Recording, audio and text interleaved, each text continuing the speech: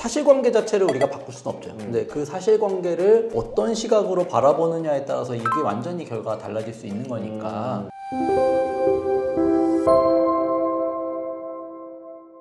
안녕하세요. 유익상 김은천 변호사입니다. 오늘은 이제 그 실제 사례 놓고서는 또 설명을 하는 시간이 돌아왔고요. 저희가 이제 뭐 지난번에도 저희가 이제 보존 공고에 대해서 대응을 하고 좀 법리적인 쟁점으로 다퉈서 좀 좋은 성과를 냈던 사례를 소개를 드린 바 있고, 오늘 또 좀 하나의 쟁점을 갖고 왔는데, 오늘은 이제 편파 변제, 그래서 이제 보존 공고 나온 상황에 대해서 어떻게 대응을 했고 어떻게 좋은 결과를 얻어냈는지에 대해서 한번 좀 설명을 드려볼게요. 먼저 좀 사건 개요를 간단하게 설명을 주시면 좋을 것 같습니다. 오늘도 역시 편파 변제인데 네. 이게 많은 분들이 이제 편파 변제에 관심 많으시잖아요. 그죠? 근데, 편파 변제. 네. 근데 약간 이 사건은 좀 이제 특이한 사안이었어요. 그럼 네. 과연 이제 편파 변제로 볼 수 있는 사안이냐? 정말 애매하면서도 뭐 이제 사건을 처리하는 대리인 입장에서는 한편으로는 재미있지만 한편으로는 또 이제 짜증나는 상황일 수도 그렇죠, 있는. 그렇죠. 하나씩 설명을 드리면 이제 대전 사건이었고, 사실 이제 대전 사건이었다라는 거에서부터 뭐 벌써 이렇게 쉽지는 않았겠구나라는 느낌이 들죠. 그래서 60세 여성분, 이제 대전에 거주하시는 분이었는데, 이분 음식점을 이제 운영하고 계셔서 네. 사업 소득이 있으셨고, 월 평균 소득은 한 260만 원 정도. 총 채무는 3억 2천이고 채권자 수는 17명, 많죠. 채무가 막 크시네요. 그런데 재산도 한 7천만 원 정도 이제 있으셨어요.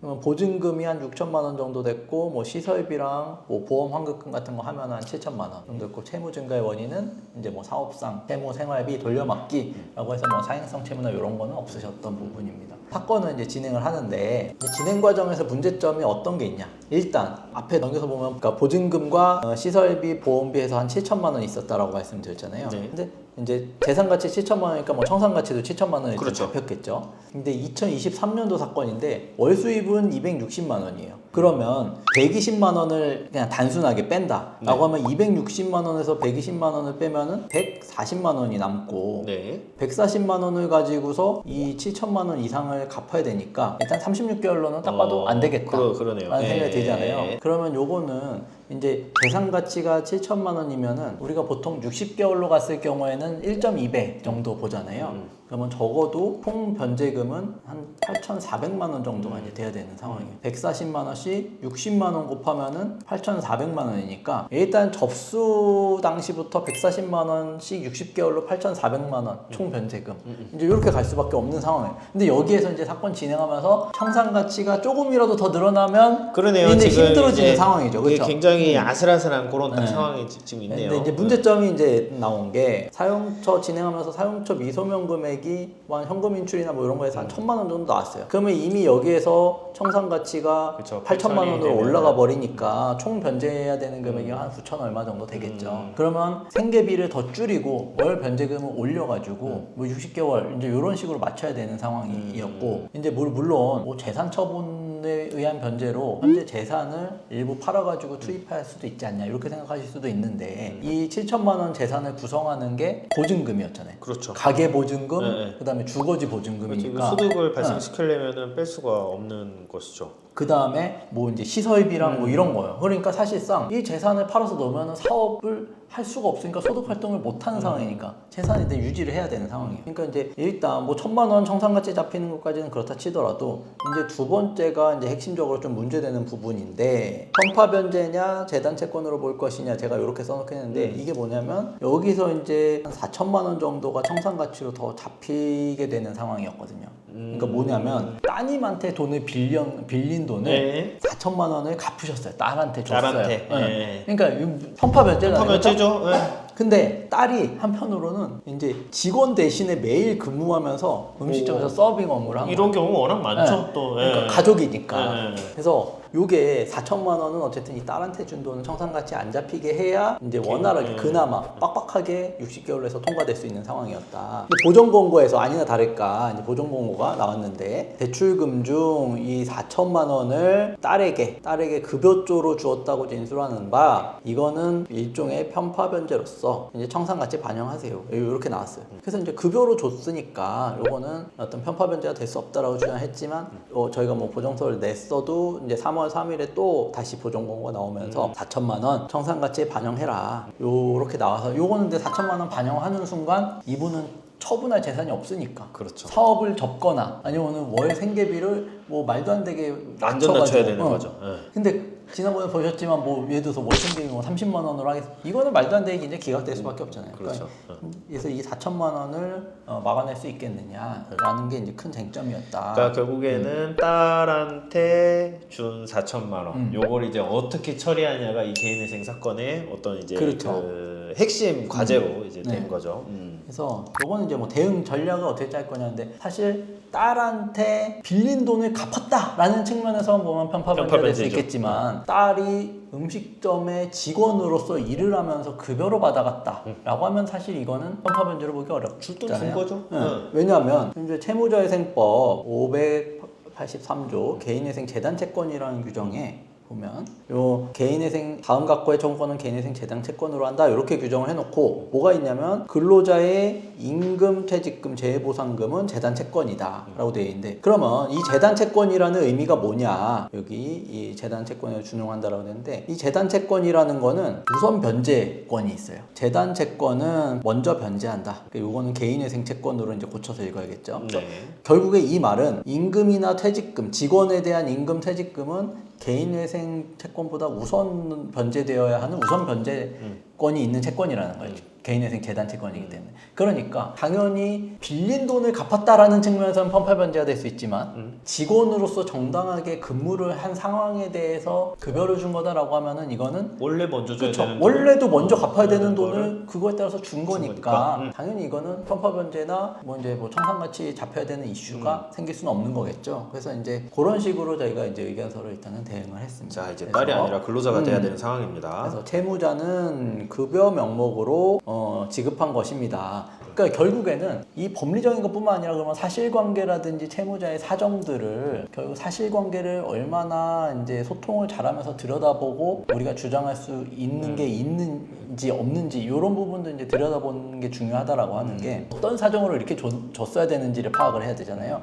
보면 채무자는 식당 운영을 하면서 알바생을 두거나 직원을 둘 엄두를 낼 수 없었다. 그러니까 사실 장사가 많이 잘 안 되고 잘안 그렇죠? 되니까. 한 달에 뭐 진짜 순이익으로 뭐 한 250씩 버는데 거기다 최저임금 주면서 직원을 어떻게 이거 고정적으로 쓸 수가 있겠어요. 그래서 이제 불가피하게 자녀의 도움을 받을 수밖에 없었던 상황이 있었다. 그리고 여기가 이제 좀 보면 운영 식당은 30병 가량인데 홀과 주방으로 나눠져서 혼자서는 주방 일을 하면서 홀을 볼 수가 없었다. 그리고 특히나 이제 메뉴가 이제 누룽지 삼계탕이어서 아 이거 어렵죠. 이거 어렵잖아요. 조금만 한눈 팔아도 홀로 나갈 수가 없다. 이거 결국엔 명백하지 않냐. 결국엔 누군가의 도움을 받아야 이 식당이 운영되고 예, 지금 굴러갈 수밖에 없는 상황이다. 그래서 부득이 식당을 운영해서 딸의 도움을 받았다. 그래서 직원으로 고용하여 운영한 겁니다. 그래서 뭐 체납한 임금은 딸한테는 이제 사실은 좀 편하게 임금을 안 줄 수도 있잖아. 사정이 어려우면. 그렇죠. 실질적으로 줘야 되는 돈은 그 이상이다. 이제 형식적으로 가족한테 돈을 먼저 갚았다. 이런 관점에서 보시지 말고 특수관계 인정을 배제하고서 객관적으로 한번 보자. 만약에 딸이 아니라 정말 모르는 제3자가 직원으로 해서 이 돈을 줬다라고 하면 그것도 편파변제로 볼 것이냐. 그러니까 이건 근로자의 임금이 명백하니까 재단 채권에 해당한다. 그래서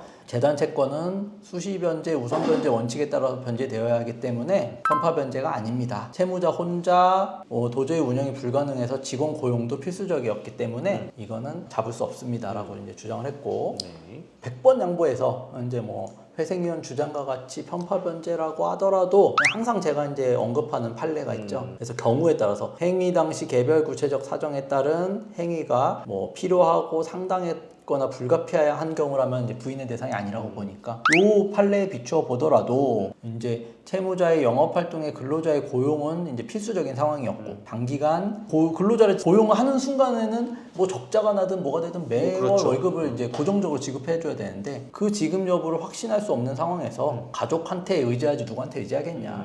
그래서 이제 상당성과 불가피성이 인정될 여지가 많다라고 주장을 했더니 뭐 결국에는 이제 잘 통과가 돼서 이제 개시 결정이 나왔고 뭐 인가 결정까지 이렇게 내려졌습니다. 그래서 보면 이런 쟁점들이 중간에 끼면 아까도 보정 권고를 이제 보여드렸지만 사실 보정이 뭐 2차례, 3차례 뭐 우리가 이렇게 반박하면은 법원이 다시 반영하라고 나오기 때문에 사건이 굉장히 이제 지연될 수밖에 없어요. 그래서 23년 6월 9일날 신청서를 접수했는데 이제 마지막으로 그 보정 권고 보여드렸던 게 24년 3월 3일자고 의견서를 3월 18일 냈더니 24년 3월 25일 날 이제 개시 결정이 나서 거의 한 10개월 정도 걸렸죠. 그러네요. 그리고 뭐 인가 결정까지는 거의 한 1년 가량 걸렸는데 이렇게 이제 사건이 이제 좀 지연되는 케이스들도 많다. 사실 볼수 있을 것 이거는 같아요. 뭐 지연이라기보다는 다툼이 이제 계속 이제 그렇죠. 길어지다 보니까 예. 그러니까 뭐 만약에 이제 4천만 원 잡으라라고 해서 그거에 대해서 이제 잡았다라고 하면 사실상 이분은 뭐 기각되지 그렇죠. 않았어요. 뭐 근데. 개인의 생이 자체는 예. 좀 쉽지 않았을 예. 수도 있는 상황이었던 거고 그런 상황으로 볼 수 있을 것 같습니다. 결국에는 4천만 원을 준 게 편파 변제가 아니라 임금으로서 준 거다라고 이제 주장을 했던 거고, 그러면은 사실 딸 입장에서 기존에 돈을 대여해 준 게 있었었나요? 대준 게 있었죠. 있었어요. 네. 그럼 결국에는 이제 딸이 이제 과거에 일단은 대여해준 어떤 사정과 일단 별개로 근무했던 사정을 좀 그다음에 당시에 가게 여건, 메뉴까지 누룽지 삼계탕 아주 인상 그렇죠. 깊었어요. 누룽지 탄다. 이런 아주 그렇죠. 디테일한 포인트까지 잡아서 근데 사실 이게 뭐 지금 보시고 나니까 아 그런가 보다 하는 거지. 구체적으로 이제 그 사건이 딱 떨어졌을 때 굉장히 말씀하셨지만은 소통 되게 열심히 해야 되고 계속 이야기해서 묻고 답하는 과정에서 이렇게 또 정리가 되는 내용이잖아요. 그러니까 또 사실 이런 내용들에 대해서 깊게 또 파고 또 다퉈서 또 이런 결과 또 이끌어냈을 때 또 굉장히 또 큰 성취감이나 또 보람이 있기도 하고요. 그래서 요즘 아주 재밌는 사건인 것 같은데요. 네, 좀 그래서 이거는 어떠셨어요? 이거 좀 딱 결과 나왔을 때? 당연하다. 당연하다. 당연하다. 아, 나올 게 나왔다. 예. 사실은 어떻게 보면 진짜 단순한 거죠. 네. 근데 결국에 4천만 원을 준 것도 변함이 없는 거고 딸한테 준 것도. 근데 결국엔 그거를 또 사실관계 자체를 우리가 바꿀 수는 없죠. 근데 그 사실관계를 어떤 시각으로 바라보느냐에 따라서 이게 완전히 결과가 달라질 수 있는 거니까 요 부분들, 요런 부분들에 대한 대응, 그다음에 이제 뭐 보존 권고가 이렇게 나왔을 때 대부분은 그냥 반영하고 넘어가거나 뭐 이렇게 보존 권고가 나와서 고객님 사건은 진행이 어렵습니다. 이렇게 안내하는 사무실들이 사실 적지 않은 걸로 알고 있어요. 그러니까 결국 이 부분을 어떻게 바라보고 풀어나갈 수 있느냐, 풀어나가려고 노력하느냐, 결국엔 그런 노력과 열정의 차이가 있지 않을까라는 말씀 좀 드리고 싶습니다. 요거 상담 단계에서 어느 정도 이런 어떤 대응을 좀 염두를 해주셨었나요? 이 사건은? 요게 없었어요. 그래서 힘들었어요. 아, 그 예상치 못한 네, 거였어요. 예상치 못한 게 튀어나왔어요, 사실. 아, 네. 고생 많이 하신 사건이네요. 수임료 사실 더 받았어요. 아, 그러네요. 그래서 사실은 힘들었어요. 아, 네. 갑자기 튀어나온 사건. 근데 네. 뭐 어차피 갑자기 튀어나와도 대리인이니까 그러니까 해야죠. 뭐 네. 무조건 다 되는 건 아니지만 어쨌든 뭐 최대한 될 만한 여지가 있는지를 다 찾아서 노력한다. 이제 이런 부분들은 좀 알아주시면 좋을 것 같습니다. 좋습니다. 오늘은 이제 편파 변제에 관련해서 그러니까 뭐 사실 편파 변제의 내용을 또 사실관계를 좀 어떻게 구성을 하고 어떻게 보느냐에 따라서 동일한 사실관계가 법률적으로는 다양하게 해석될 수 있다라는 거를 좀 알 수 있었던 사례인 것 같고요. 좀 유사한 내용으로 좀 개인회생 진행에 난항이 있거나 좀 걱정이 있으신 분들은 저희 문의 주시면은 저희가 뭐 친절하게 상담 좀 드릴 수 있을 것 같아요. 오늘 영상 마음에 드셨다면 구독과 좋아요, 알림 설정까지 부탁드리고요. 자, 다음번에 저희는 더 좋은 사례 가지고 찾아뵙도록 하겠습니다. 감사합니다.